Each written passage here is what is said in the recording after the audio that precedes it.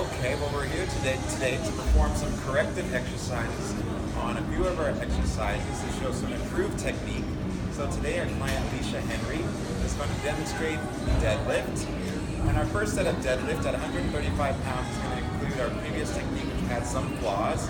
So we're going to show Alicia lining up with her feet and shoulders width apart. Her neck is going to be slightly hyperextended, so there's a little bit too much cervical extension right here. So we want to lower the chin, tuck the chin in a little bit. Okay, now we're going to brace by squeezing the glutes and also contracting the abs up to 20%. We're going to keep that contraction as we power up. Now she also is not fully touching the bar to the ground, so there isn't a stop. There's a slight hitch in her extension, changing from eccentric to concentric components. So we want to remove that.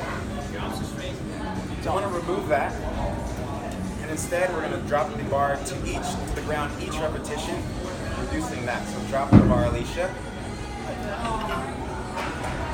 Okay, come back up.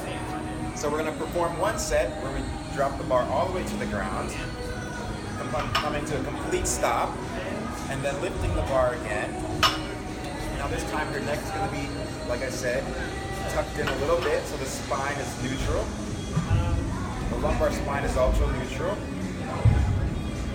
And we're going to come up for 10 repetitions. 6, 7 improved, squeezing the glutes, bracing the core. 8, 9, 10. Good. Okay. That's improved technique. Feels great. Yeah. Okay, so our second one we would like to correct is going to be the Bulgarian lunge.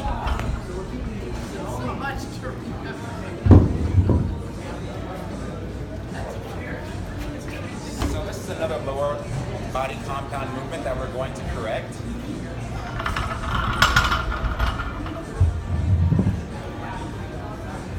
Now I did have a small purpose of focusing quad dominant by elevating the heel, so let's show it, Alicia. So previously the heel was elevated, causing a quad dominant exercise. There's also partial extension, partial flexion in the knee and hips, not creating a full range of motion. So we're going to stop that. And this time we're going to do a set where she puts her full heel fully on the ground, descends, so there's about 90 degrees flexion in her hip and knee. We're going to be able to go much lower and get more out of that. 6, 7. Now, if you're focusing on the quads or going more quad strength, we can keep the heel up. But for today, to focus more on the glutes and the hamstrings, we're going to keep the heel down. Okay, that was great. Now we're going to focus on the upper body. So, let's take a look at the push-up.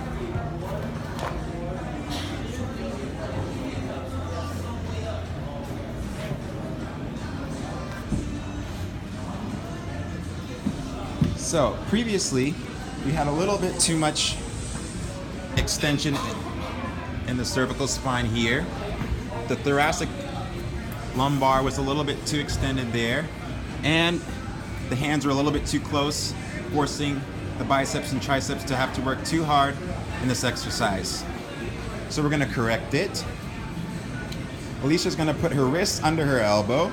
She's going to keep the cervical spine in neutral. We're also going to go down to the knees to make sure we can do a correct form of this exercise. And as she descends, she's going to keep a more proper alignment between her wrist and her elbow. There's less thoracic extension. Her cervical spine is also straight, not extended. 10 repetitions. Okay, that's good, Alicia. Stop. Okay, much better. Now we're going to try one more, which is going to be the bent over row. So let's take the smaller bar.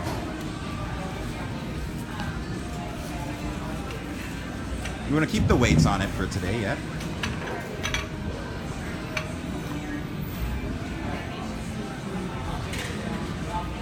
Okay, so previously the wrists, like I said, were a little bit too close, forcing the humerus to work a little bit too hard. Also, there was a little bit too much cervical extension. So we want that chin tucked a little bit further down. Okay, so this time she's gonna keep the wrist under the elbow, which is gonna allow her scapulars to retract. And as the scapular retracts, there's less force on the biceps. 3, her feet are still shoulders width apart. The wrist stay under the elbow. As we complete 10 repetitions with a cervical spine that's in neutral. Okay, how did you think that was? Felt a lot better. Okay, great. So we'll try to improve on those and take that with us.